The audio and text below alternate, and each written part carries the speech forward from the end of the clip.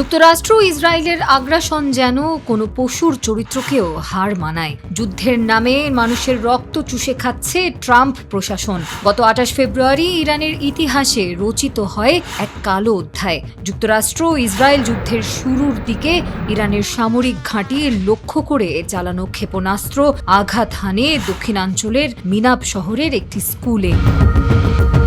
নৃশংস এই হামলায় প্রায় 110 শিশুসহ নিহত হন মোট 168 জন।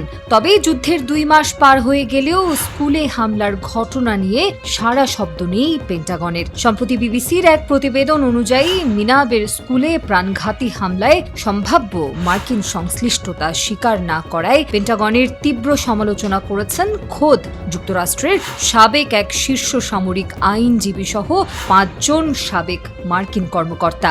এদিকে 2 মাস পেরোলেও পেন্টাগন শুধু বলছে ঘটনাটি তদন্তাধীন রয়েছে। এ যেন শাক দিয়ে মাছ ঢাকার অপচেষ্টা।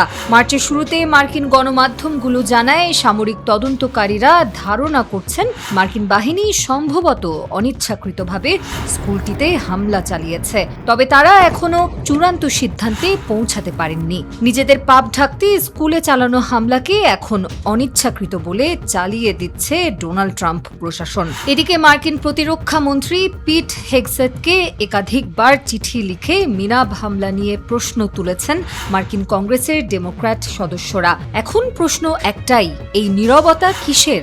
ভুলের নাকি অপরাধের? বিশ্বের তথাকথিত মানবাধিকারের ভঙ্গুর মুখোশ যেন উন্মোচন করে দিয়েছে মিনাবের সেই স্কুলের ধ্বংসস্তূপ। শিশুদের রক্তে ভেজা শ্রেণীকক্ষ, মায়ের আর্তনাদ আর ছাই হয়ে যাওয়া বইয়ের পাতাগুলো আজও জবাব চাইছে ওয়াশিংটনের কাছে। কিন্তু 2 মাস পেরিয়ে গেলেও পেন্টাগনের ঠোঁটে কেবল একটাই বুলি, তদন্ত চলছে।